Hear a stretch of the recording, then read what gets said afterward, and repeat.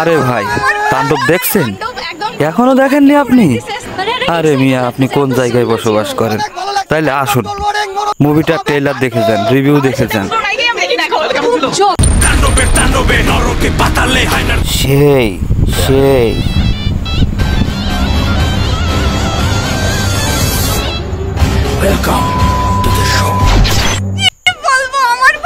আসলে আপনি যে কি করেন না মিয়া, আমি বুঝতেই পারি না। আপনি সাকিবের তাণ্ডব সিনেমা দেখেননি? আরে ভাই, এইটা তো কোনো সিনেমা না, এটা আসলেই তাণ্ডব।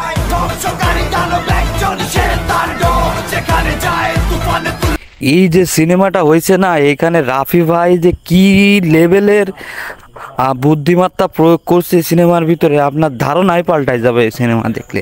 আপনি যদি সিনেমা হলে গিয়ে এই সিনেমাটা দেখেন, তাইলে আপনার অতীতে যত সিনেমা দেখছেন, যত মানুষের অভিনয় দেখছেন, সমস্ত জিনিসই তুচ্ছ মনে হবে। এইটা যে আসলে কোন লেভেলের ধামাক্কা আর কী ধরনের সিনেমা, সেইটা আপনি কল্পনাও করতে পারবেন না। একটা সিনেমা কেমনে এরকম হয়।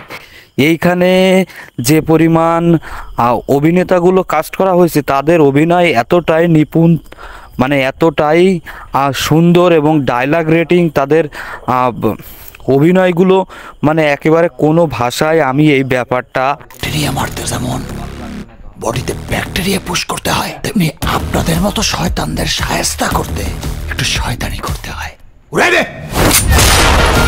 বোঝাতে সক্ষম হব না এই সিনেমাটা যে আসলে কোন লেভেলের সিনেমা। এখানে সাকিবের অভিনয়ের তো কোনো তুলনা হয় না।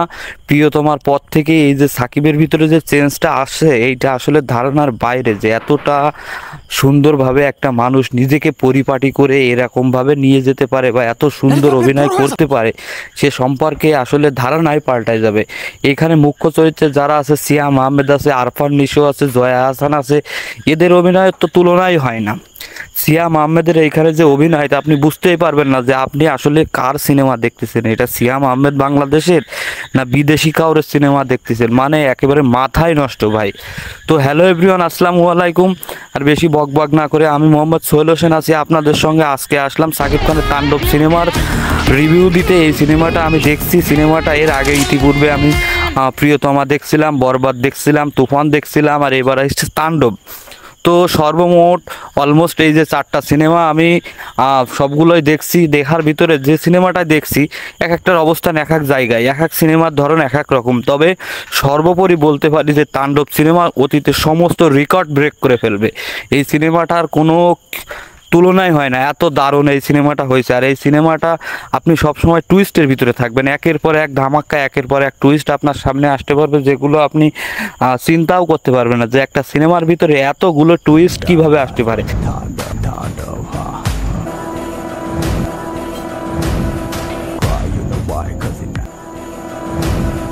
এখানে পরিচালক, নির্মাতা যারা আছেন বা প্রযোজক, তাদের প্রত্যেকটা মানুষ এত তাদের বুদ্ধিমত্তা প্রয়োগ করছে যে আপনার ধারণাই বদলায় যাবে। বাংলা সিনেমা এরকম হতে পারে, আপনি 1 মিনিটের ভিতরে ভেবে ফেলবেন যে আপনি হয়তো হলিউডের কোনো সিনেমা দেখছেন বা বলিউডের কোনো সিনেমা দেখতেছেন।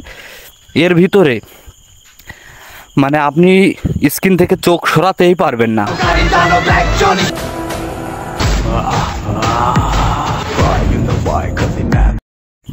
বা অন্য কোনো কিছু ভাবতেই পারবেন না যে একটা সিনেমা দেখতেছেন আপনি। এই সিনেমাটা মানে I am sorry to say, আমি আসলে বোঝাতে পারতেছি না। তো যাই হোক, সবার কাছে রিকোয়েস্ট থাকবে সিনেমাটা দেখুন, আর সিনেমার পাইরেসি থেকে সিনেমা বাঁচান। আর যারা এই ধরনের কার্যক্রম করেন, সিনেমা হলে গিয়ে সিনেমাগুলোর ক্লিপ ভিডিও নিয়ে এসে ছাড়েন বা ভিডিওগুলো নিয়ে এসে এভাবে সিনেমাগুলো নষ্ট করেন, তাদের কাছে অনুরোধ থাকবে আপনারা স্বল্প কিছু ভিউয়ের জন্য আর স্বল্প কিছু ক্রেডিটের জন্য এই সিনেমা এভাবে পাইরেসি করবেন না। তাইলে হবে কি, নির্মাতা বা পরিচালক বা যারা আছে অভিনেতা, তাদের সারাদিনের যত কষ্ট বা এই সিনেমার পরিপ্রেক্ষিতে তারা যে পরিমাণ কষ্ট বা স্ট্রাগল করে, সেগুলো সব বৃথা যায়। আপনার হয়তো ছোট্ট একটা ক্লিপে আপনার অনেকগুলো ভিউ হচ্ছে, আসলে এতে অনেক বড় ইন্ডাস্ট্রির লস হয়, যে লসটা আসলে বোঝানো সম্ভব না। তো সবার কাছে অকুল রিকোয়েস্ট থাকবে, বা আপনারা এই ধরনের পাইরেসি করুন না। আর পাইরেসি যদি হয়, সেই জন্য আপনারা ব্যবস্থা নিন, কারণ অলরেডি সিনেমার অনেকগুলো ক্লিপ বিভিন্ন সোশ্যাল মিডিয়া মিডিয়ায় আমি দেখতেছি, যেগুলো আসলে খুবই দুঃখজনক। আমাদের বাংলাদেশের ইন্ডাস্ট্রি, সিনেমা ইন্ডাস্ট্রি উন্নত করতে হলে আপনাদের এই ব্যবস্থাটা আরও জোরালোভাবে নিতে হবে। তো ভাই বন্ধু সবার কাছে রিকোয়েস্ট থাকবে, আপনারা কেউ পাইরেসি করেন না দয়া করে। তো আল্লাহ হাফেজ, ভালো থাকবেন, সুস্থ থাকবেন, দেখা হবে নেক্সট কোনো এপিসোডে। এখানে 3 জন